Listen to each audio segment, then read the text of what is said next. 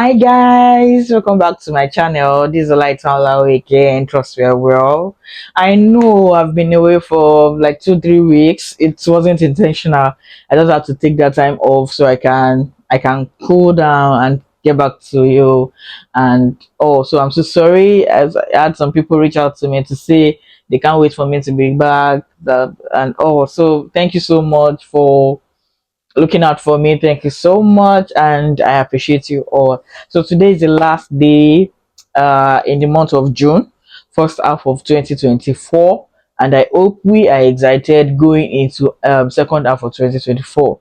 So if there are things that you think you should have achieved during H1, do not beat yourself too much if you don't achieve it, because you are not alone. People like us too, it's not everything I pen down for H1 that I was able to achieve. So but I'm not beating myself too hard. I know I still have 6 more months to achieve it. So it's now is left to us to make sure the mistake during H1 uh, do not repeat itself. Make sure that you put all the plans in place so that everything can work well for you in H2. So let's now start the gist, the reason why I was away for 2-3 weeks. So it happened that we sponsored an event in my organization, and we're meant to it was on a, I think, Wednesday. Was it Wednesday or Thursday? So I was meant to lead the team there. So and we're meant to get there by 8 o'clock. To be honest, I didn't get there by 8. I think I got there like around 8:15.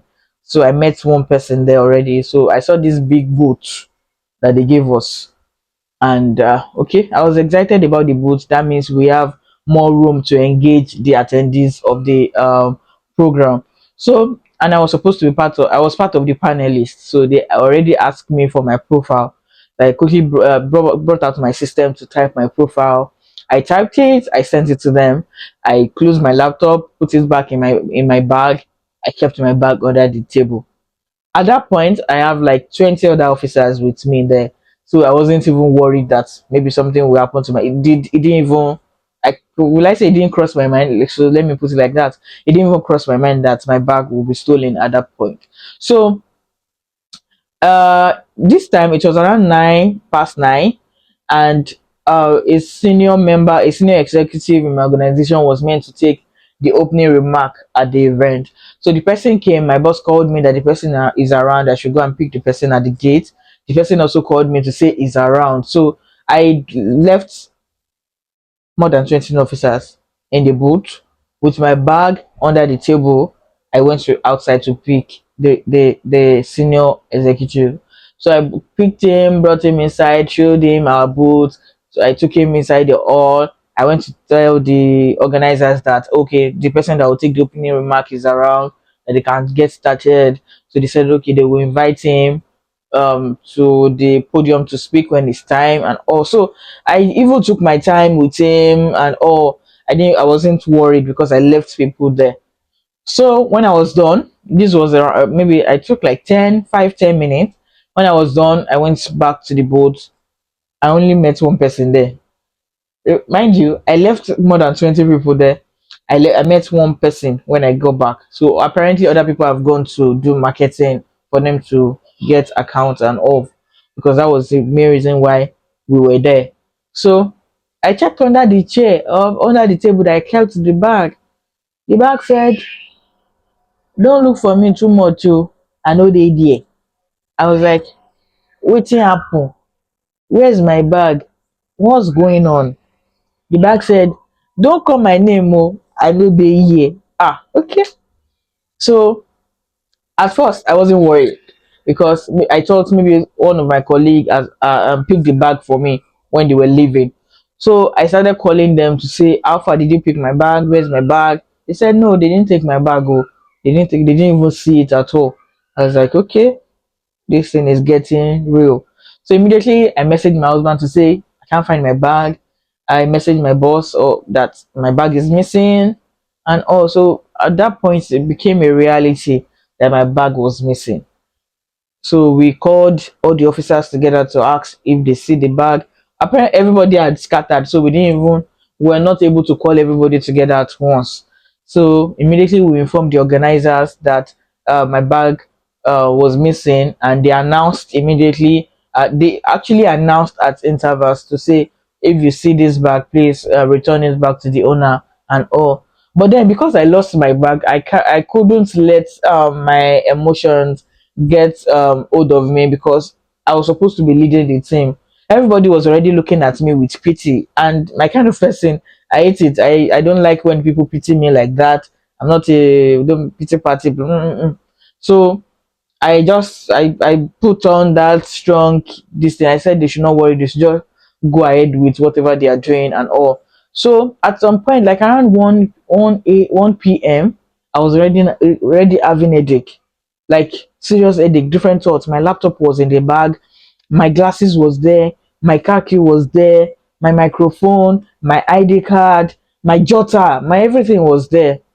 So it was even my system that I was concerned about, because every work I've done in this organization, in my organization, was on that system. And I was not so sure of the last time I backed up my document on OneDrive. Of course, I've sent some of the documents to some people via email or Teams that I could easily retrieve. But out of the ones that I worked on that have not even finished, or that have finished that I did not send to anyone, that was just on the system, I was really concerned about the system and all. So at some point, the organizer asked me that, "Have you gone to check your car? Is your car still there?" That was when I realized that, oh, like what is on your head now? Only walk, walk, walk, walk, walk.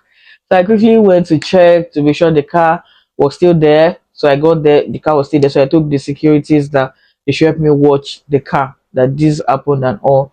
So everybody, the security also asked me to describe my bag, and so I apparently that morning, as I was entering, I was making a video that I'm going to carry everybody along how my day went and everything. So I just screenshot that and I sent the picture to them for them to see how what the bag looked like. I was still optimistic that everything was going to be fine, that I was going to see the bag. Maybe somebody mistakenly carried it as their own, that they will return it. So at some point, I was beginning to lose hope. I already told my husband immediately to say my bag was missing and all. So my panel was supposed to be, was it 12 or 1? I didn't even know when they started. So I eventually went to join them on stage. So the organizers said they didn't know I could even make it for the panel due to, I don't know, maybe I was meant to be disorganized, right? So I still did the panel discussion. Now it was after the panel discussion that I now begin to realize that for real my bag was missing. So in no time my husband came, my uncle came, because he had already called my uncle. So my husband came, my uncle came, and they brought a rewire that worked on that, a rewire and panel that will open the car, and that will get another key for me. So that one was sorted. So my husband and my uncle too, they tried to look around for the bag. Probably maybe the person that picked it already maybe pick out the laptop and drop the bag. So, but uh, we did not see it. We looked around, we did not see it. So that was when everybody was saying I need to go and get a police report. Okay, it was looking real. At that point, I could not even cry again, because when I noticed the bag was stolen, I did not cry. At this point, I could not cry again. Actually, I was having this intense headache, but I did not know where the energy was coming from. We still rounded up the event, everybody went home. So from there, myself, my husband, my uncle, two of my colleagues, we went to the nearest police station to report the case. You know, police drama. But I was able to get, that was around 6. I think we got there like around 6. We eventually left there like around 10. I was able to get the letter and all. Although when I took the letter to my office, they still said the value of the laptop that I put there was wrong. That I needed to go and get another one. That was another story. Eventually, I got another letter, and that was it. My bag was gone. The thing really pained me because I've never lost anything, any item like that. So I'm not a careless person for anybody to even say maybe I was careless. I'm not a careless person. I've been using the same phone, the same SIM since I started using my phone. So I've never lost anything like that. So it was so shocking, and it was so shocking. I could not even cry and all. So that was like the following day, 2 days after, and everything. So the thing kept weighing me down, and at the same time, I could not cry. But one thing that I've learned in this thing is that if anything like that happened to you, I don't pray it happened to you, but if anything like that happened to you, it's better you cry. Cry it out once. Cry it out once. Don't bottle any emotions in. Don't try to form any strong head or strong person. Just cry it out. Cry it out. Cry it out. If you know you can't cry in front of everybody, just look for somewhere to go. You alone. If you want to scream, scream so that you can take everything off your chest at once. Because me, I didn't do that. Even till tomorrow, I think the thing is still paining me. That was why I couldn't do any video for a very long time, because not because of the microphone, because I got another microphone a day after or 2 days after. So not like I didn't have the tools for me to do the video. I wasn't just in the right frame of mind to do the video.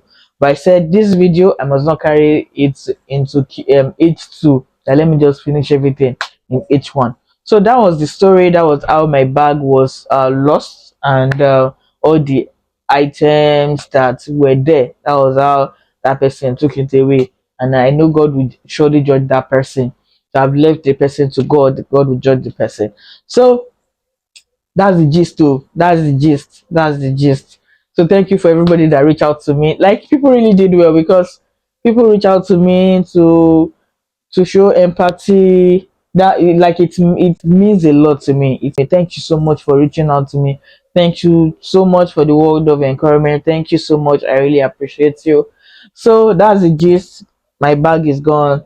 I've already started a new life without that bag, so it's fine. Now, H2, let me give you this gift. From me to you, just my token, me to you. Recharge conference is starting tomorrow. Recharge conference is media conference that we do in my church, Global Impact Church. So I'm inviting you, come and re-strategize for H2 so we can win together. So we'll stream the session live on Instagram, MixLR, YouTube. So just on Instagram, I think the handle is Global Impact Church. The same thing on MixLR, the same thing on YouTube. The program starts tomorrow all through Sunday, so I'm sure you will be blessed by it. I've been blessed by the previous editions, so I'm extending that to you too. Make sure you connect. If you can come physically, fine. There are so many ministers of God that will be there. Of course, Pastor Yemin Davids and Pastor Bimbo Davids, they are the hosts. um Apostle Joshua Selma will be there. Pastor Bolaji Do will be there. Pastor Jerry Eze will be there. My favorite, Stoppy Alabi, Evangelist Stoppy Alabi will be there. Minister Sumisola Baby will be there. Mercy Chinwo will be there. And a lot of anointed ministers of God will be there. Come, come, come and be blessed. All right, thank you so much for watching. If you are yet to subscribe, please subscribe. If you are yet to if you are yet to watch my other videos, please, I'm linking them up here. Just try and watch, and let me share to your colleagues, to your network, so I can have a wider reach. Thank you so much for watching. Do have a nice day. Bye bye.